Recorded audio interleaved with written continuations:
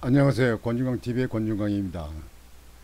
오늘은 10월의 마지막 날, 10월 31일 화요일 아침입니다. 화요일 오전 방송을 시작하겠습니다. 10월의 마지막 밤. 오늘 저녁이 마지막 밤이에요. 이제 11월로 들어갑니다. 전에 저희 그 학교 고등학교 후배의 아들이 아주 잘생기고 똑똑한 아들이었어요. 대학 다닐 적에 이제 학교 다니면서 뭐 용돈도 필요하고 또 친구들도 만나고 또 여자친구들도 만나고 이렇게 다니고 오다면 돈이 필요한데 부모가 넉넉지 못한 그런 가정에서 학교 다니다 보니까 카드를 만들어 가지고 카드로다가 이제 돈을 썼어요.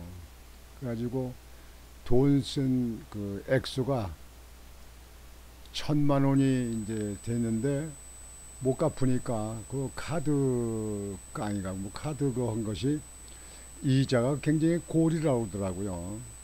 그래서 그게 뭐 3천만 원 되고 그다음에 뭐 5천만 원 되고 뭐 이렇게 7천만 원 되고 이렇게 기하급수적으로 이렇게 늘어나는 거예요. 나중에 이제 부모가 그걸 알았어요. 이제 그 상황을.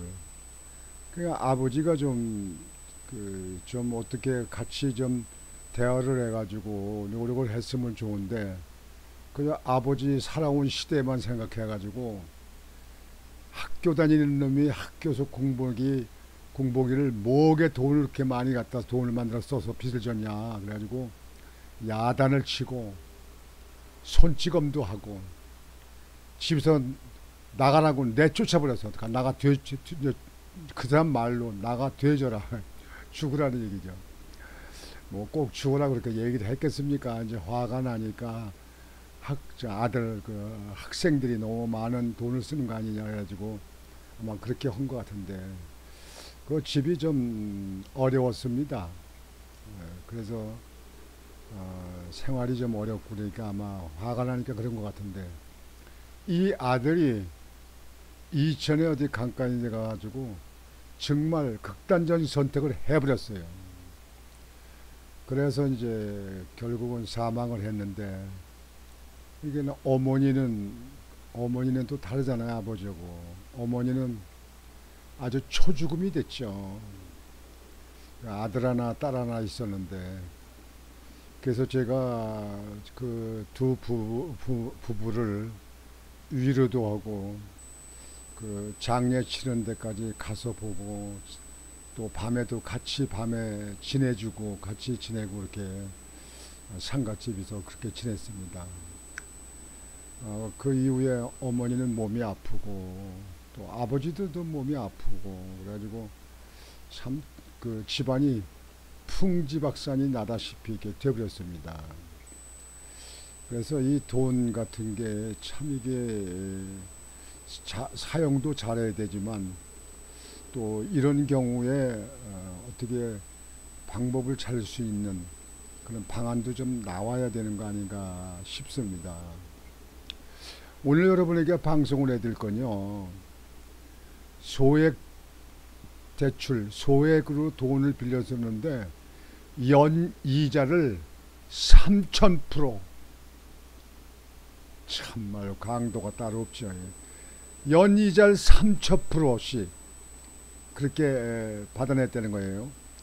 못 갚으면 나체 사진을 공개한다고. 그러니까 돈을 빌려주면서 주민등록증 그 가까운 사람들 그 명단 그다음에 나체 사진을 보내라고 그러는가 봐요. 여기 여성들도 이제 있고 남자들인데 대개 이제 젊은 청년들이죠. 그래서 아주 고통을 겪은 그런 경우가 있었는데요.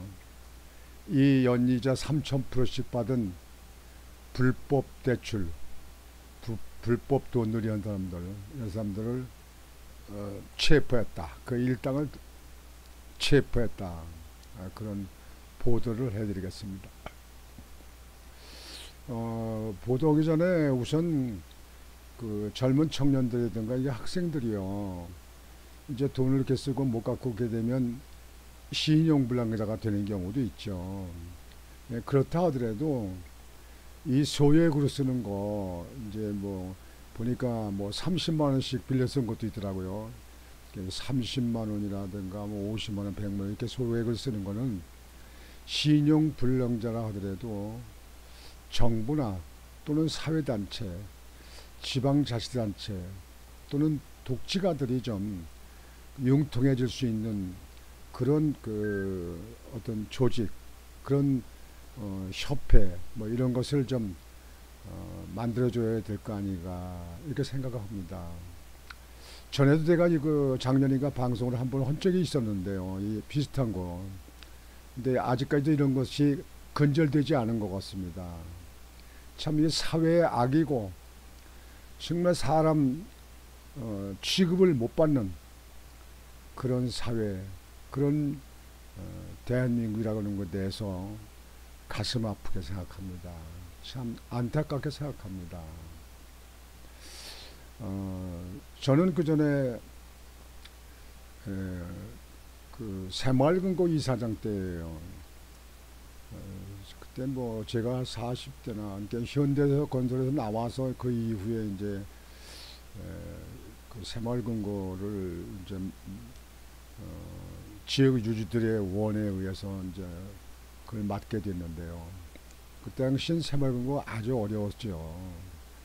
뭐 새마을금고 금융기관으로 취급도 못 받을 때 이제 그쪽에 대출을 보통 30만원, 50만원 이렇게 받는 경우, 대출을 받아가는 경우가 많이 있었습니다.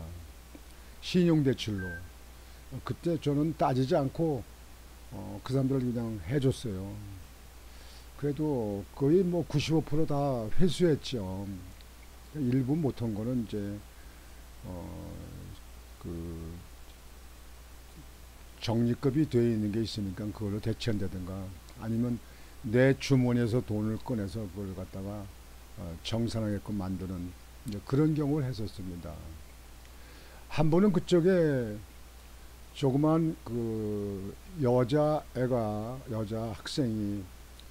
학생인지 직장인지 뭘 정도 처음에 찾아왔어요. 혼자 저를 찾아왔어요. 그래서 그 여학생은 이제 앉혀서 차를 한 잔 갖다 주고 학생이요, 직장이요 했더니 학생이라고 하더라고. 고등학생이요 그랬더니 아니 대학생입니다 그러더라고요. 키가 자그마하더라고요.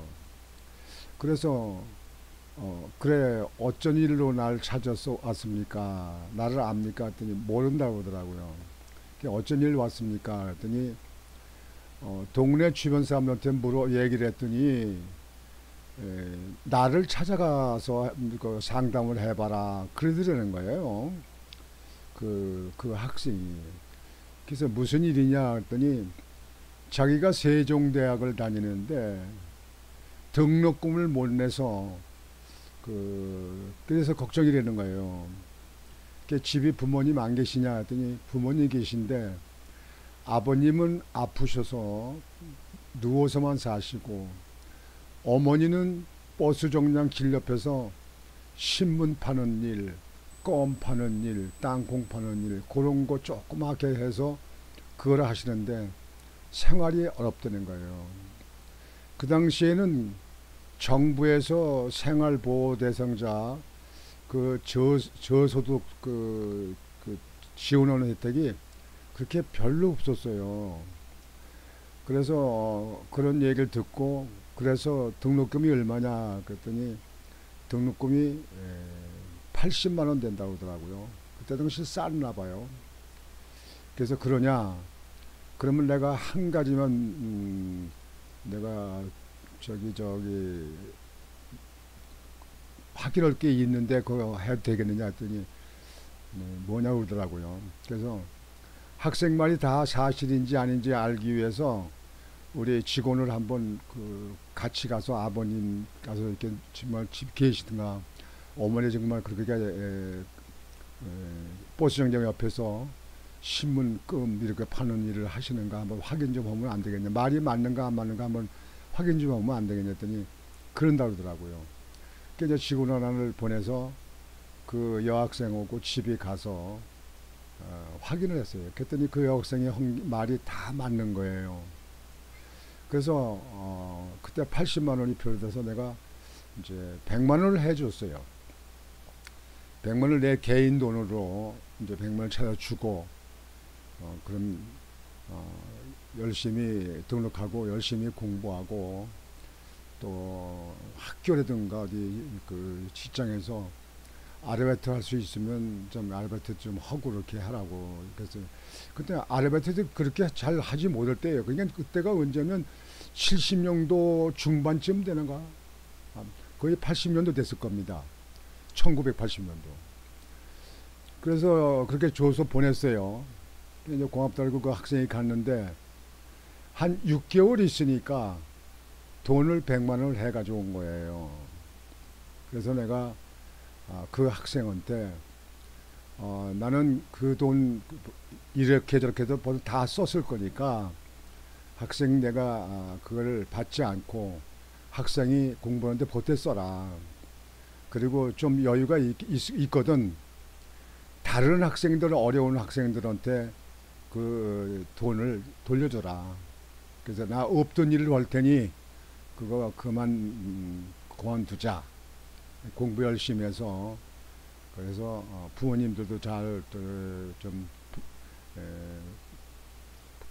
저기 효도를 하고 국가에도 좀 큰 일을 하도록 이렇게 해라. 그래가지고 그렇게 해서 보냈어요. 그냥 돌려보냈어요. 그리고서 그 이후에는 이제 알아보지도 않고 만나지도 않고 지금 현재는 모릅니다. 어떻게 지내는지 모릅니다. 이제 그런 적이 있었는데요. 뭐 그거보다도 소소한 일은 참 그때 많았어요. 목욕탕에서 뭐 급한 일이 있는데 10만 원만 빌려다니는 사람도 있었고, 뭐 집이 불나서 홀랑 다 불이 다 타가지고 그래서 아무것도 없는 집들, 그런 집도 좀 도움되든가. 그렇게 제가 할 수 있는 일, 뭐 크게 무리가 되지 않은 상태에서 그런 일을 해왔습니다. 예, 저는 이게 자랑을 위해서 그런 거 아닙니다. 오늘 방송하다 보니까 옛날 그때 생각이 나서 곁들여서 여러분들의 말씀을 드리면서 우리가 우리 이웃들을, 어려운 이웃을 좀 우리가 모른 체 하지 말고 조금이라도 도울 수 있는 데까지 말이라도 따뜻하게 돕고 용기를 주고 이렇게 하는 것이 인간 사회가 아닌가, 이렇게 생각을 해서 말씀을 드린 겁니다. 오늘 본 방송을 말씀을 드리겠습니다. 연이자 3000%, 못 갚으면 나체 사진 받아낸 일당 체포. 이게 아주 악질들이네요. 이 사람들은 악질들이, 이 사람들은 아주 그냥 중죄로 벌을 줘야 됩니다. 경찰 불법 대부업체 조직원 11명 체포. 돈 갚지 못하면 가족 지인에게 나체 사진 배포.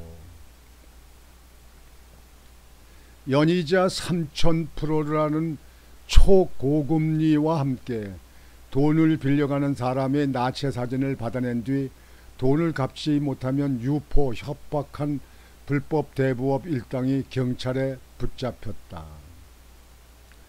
서울 동대문 경찰서는 30일 미등록 대부업체 사장 A씨와 관리실장 B씨 등 11명을 성폭력처벌법 위반, 대부업법 위반, 채권추심법 위반 혐의로 체포하고 이 가운데 4명을 구속했다고 밝혔다.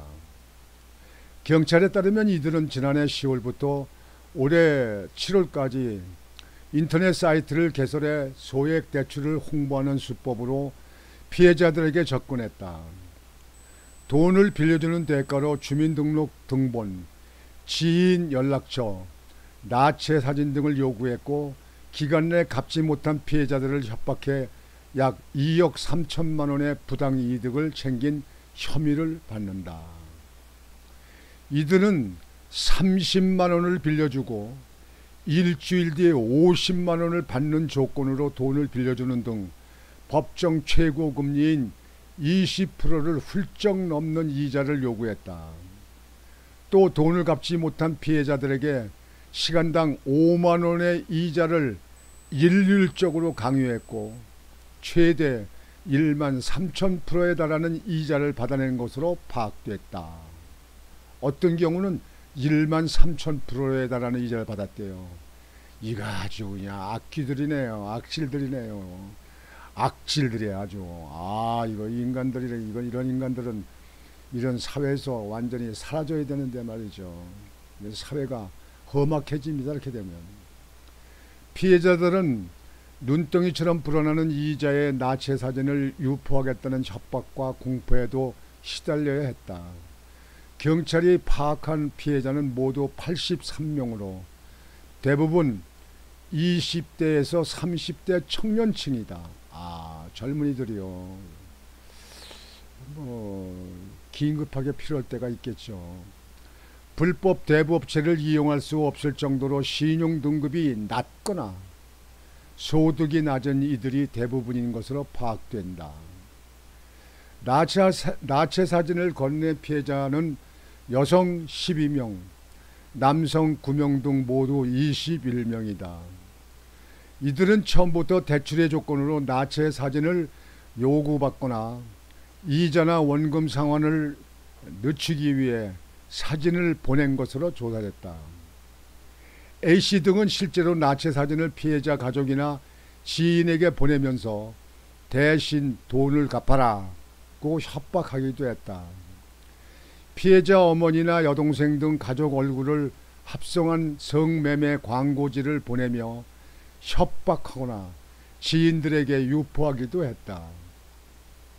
경찰은 사장인 A씨가 대부업체를 총괄했으며 나머지 직원은 채권 추심과 협박, 자금 세탁, 자금 수거 등 역할을 나눠 조직을 운영하는 것으로 파악했다.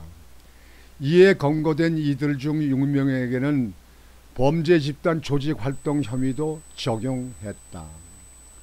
경찰 관계자는 확인된 피해자들에 대한 신변 보호 조치와 영상 삭제 등을 지원했다며 불법 사금융 사범에 대해 특별 단속을 계속해 나갈 것이라고 말했다. 그래요. 경찰들이 잘하는 겁니다. 이런 거는요. 지역에 사는 경찰들이 정보가 빠르잖아요.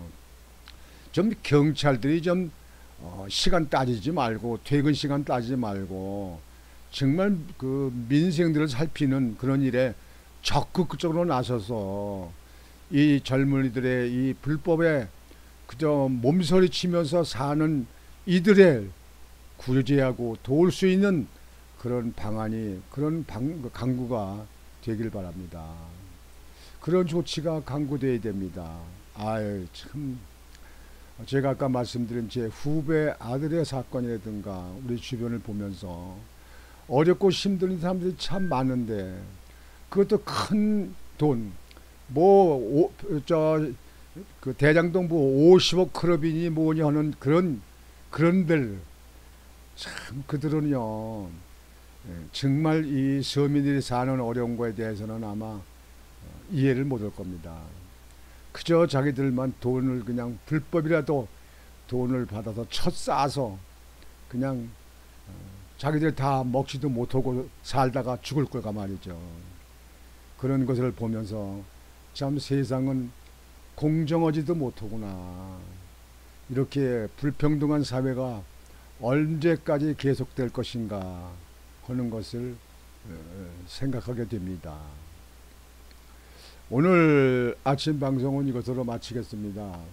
여러분들 오늘도 심찬 하루가 되시고 그리고 효과 있는 능률적인 하루가 되시기를 바라겠습니다. 권중광TV의 권중광이었습니다. 여러분 안녕히 계십시오.